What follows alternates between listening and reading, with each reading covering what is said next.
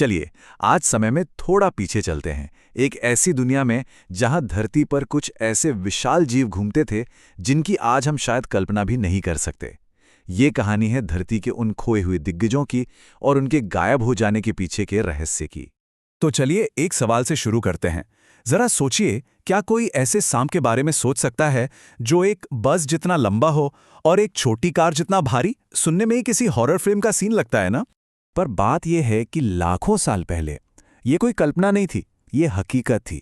हमारी पृथ्वी वाकई में ऐसे ऐसे जीवों का घर थी जो आज के सबसे बड़े जानवरों को भी आप कह सकते हैं बौना बना दे।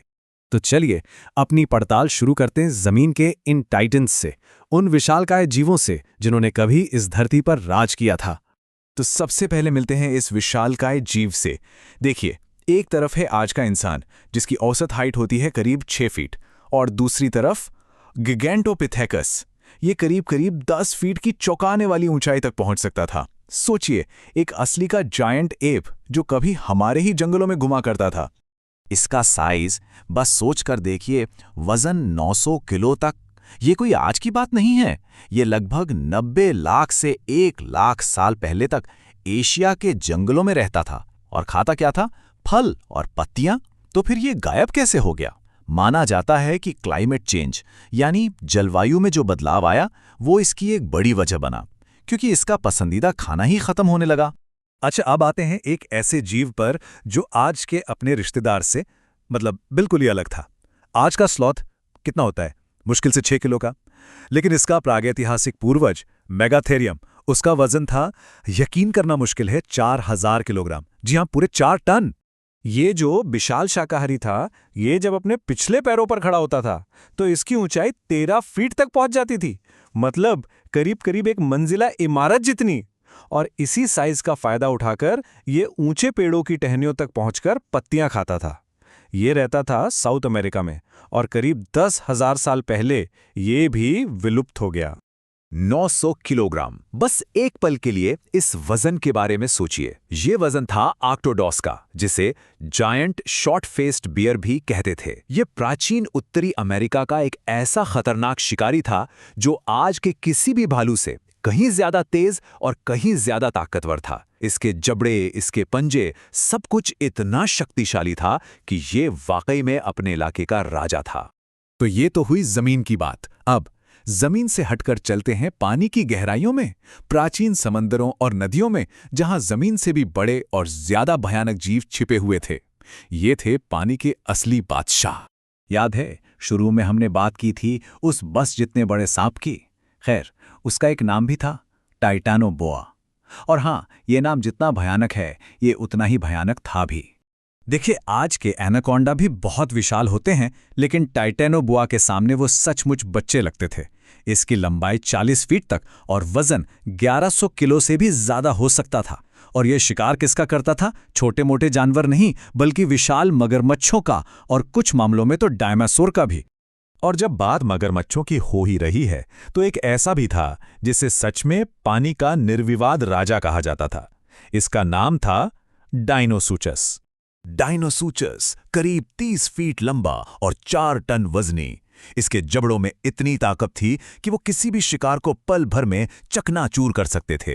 ये लगभग 7.5 करोड़ साल पहले उत्तरी अमेरिका के पानी पर राज करता था। लेकिन शायद इन सब में सबसे अजीब, सबसे अनोखा समुद्री जीव था हेलिकोप्रियन। ये एक प्राचीन शार्क जैसी मछली थी, लेकिन इसके निचले जबड़े में दांतों की एक, आप कह सकते हैं, गोल आरी लगी थी, एक स्पाइरल टूथ वर्ल। ये 27 करोड़ साल से भी पहले मौजूद था, और इसके दांतों की ये बनावट इसे आज तक के सबसे अजीबोगरीब शिकारियों में से एक बनाती है। तो ये थे जमीन और पानी के कुछ सबसे अविश्वसनीय जीव। लेकिन सवाल ये उठता है कि अगर ये इतने बड़े, इतने ताकतवर थे, तो फिर आज ये हैं कहाँ? और यहीं से शुरू होता है इनके ग्रेट डिसअपीयरेंस का रहस्य। सोचिए, ये अपने समय के टॉप प्रेडेटर्स थे, या फिर विशालकाय शाकाहारी, मतलब फूड चेन में सबसे ऊपर। तो फिर आखिर ऐसी कौन सी चीज थी, ऐसी कौन सी ताकत थी जो इन्हें खत्म कर गई? असल में इसका कोई एक सीधा सा जवाब नहीं है। ये कई वजहों का मिला जुला नतीजा था।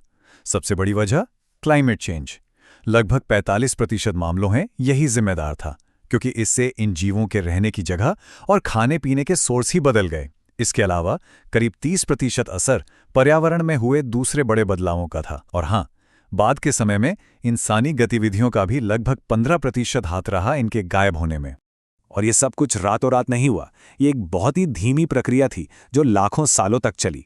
जैसे डायनोसूचस, वो 7 करोड़ 3 साल पहले ही गायब हो गया। टाइटैनोबुआ करीब 1 करोड़ साल पहले। और फिर जब आइस एज यानी हिमयुग खत्म हुआ, मतलब जब धरती का तापमान बढ़ने लगा और बर्फ पिघलने लगी, तब उस बड़े बदलाव के दौरान लगभग 11,000 साल पहले आर्क्टोडस और मेगाथेरियम जैसे विशाल मैमल भी हमेशा हमेशा के लिए चले गए। तो सवाल यह है कि इन पुराने विशालकाय जीवों की कहानी से हम आज क्या सीख सकते हैं? अतीत हमें क्या सबक सिखाता है? शायद सबसे बड़ा सबक ये है कि इस धरती पर किसी का भी राज हमेशा के लिए नहीं रहता। देखिए, डायनासोर ने लगभग 15 करोड़ साल तक राज किया। इन बड़े बड़े मैमल्स का दौर भी लाखों साल चला, और इनकी तुलना में हमारा यानी मॉडर्न ह्यूमंस का इतिहास कितना है? सिर्फ 2 लाख साल। जियोलॉजिकल टाइम स्केल पर देखें तो एक पलक झपकने जैसा है।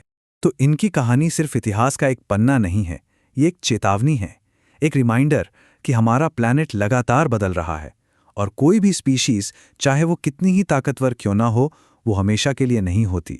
तो आखिर में एक सवाल बचता है, इन विशालकाय जीवों की परछाई से, इनके भूत से हम अपने प्लैनेट के भविष्य को बचाने के लिए क्या सीख सकते हैं? ये एक ऐसा सवाल है जिस पर हम सबको सोचने की जरूरत है। हमारे साथ इस सफर में शामिल होने के लिए शुक्रिया।